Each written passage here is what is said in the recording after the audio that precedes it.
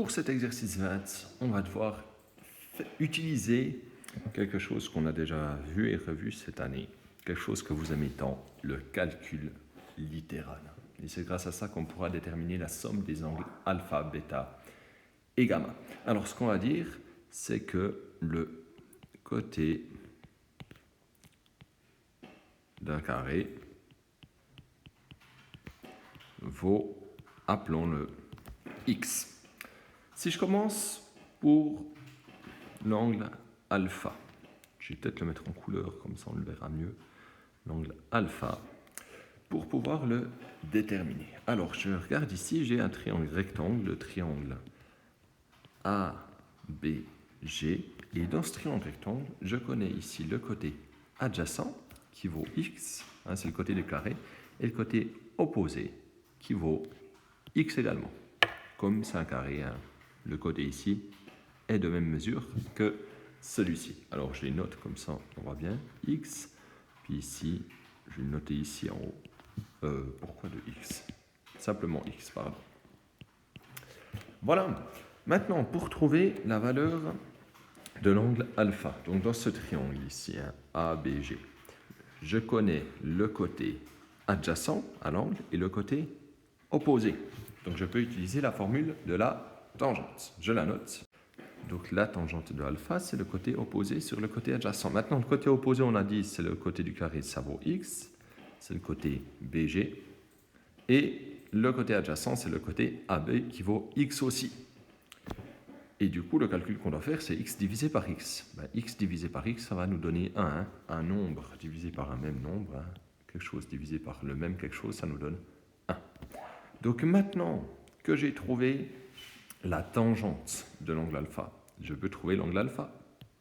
Hein, grâce à la touche 2nd, arctan, tan-1 sur la calculatrice. Donc on fait l'arctangente de 1. Et ceci va nous donner 45 degrés. Maintenant, pour l'angle bêta. Alors l'angle bêta, j'ai dessiné en bleu. Donc on va procéder comme avant. On a ici un triangle rectangle, le triangle ACF. On a un angle droit ici. Et ce côté ici, ben, c'est le côté d'un carré plus le côté d'un carré, c'est-à-dire x plus x. Donc tout ça vaut 2x. Je vais le mettre en bleu, ça ressortira un peu mieux. Donc ça vaut 2x. Et le côté ici, FC, il vaut x. C'est le côté d'un carré. Donc dans mon triangle ACF, par rapport à cet angle bêta, je connais le côté adjacent et le côté opposé. Donc je fais exactement comme avant. Je pars de la formule de la tangente pour calculer bêta en faisant l'opposé divisé par l'adjacent. Donc l'opposé 1 à l'angle c'est x, l'adjacent c'est 2x. Et on doit faire x divisé par 2x. Donc là on se souvient des règles de calcul littérales. Donc x divisé par x, ça s'annule. Puis ça c'est comme un 1x divisé par x. Donc ça s'annule. Donc ça fait 1 demi, c'est-à-dire 0,5. Donc maintenant, exactement comme avant, je peux retrouver bêta en faisant l'arctangente de 0,5. Donc à la calculatrice, 0,5 de nd tan. Et ça va nous donner environ 26,57 degrés. Et j'ai pu comme ça calculer l'angle bêta. Et on va faire maintenant exactement la même chose. Je vais le mettre en vert ici, l'angle gamma. Bon, donc gamma, donc on a toujours ici un triangle ADE. Dans ce triangle, ici, le côté opposé à l'angle gamma, il vaut x, et le côté adjacent, il ne verra plus grand-chose, mais ce n'est pas grave.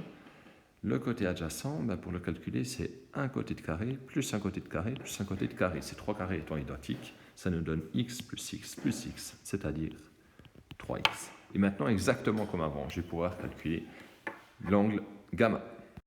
Donc l'angle gamma, pour le calculer, je passe par la formule de la tangente, je fais l'opposé divisé par l'adjacent, donc x divisé par 3x, et puis maintenant c'est exactement comme avant, on se rappelle les règles de calcul littérales, donc x divisé par 3x, c'est comme 1x divisé par 3x, on divise les parties littérales ensemble, donc x divisé par x, ça s'annule, il me reste 1 tiers, c'est-à-dire 0,5.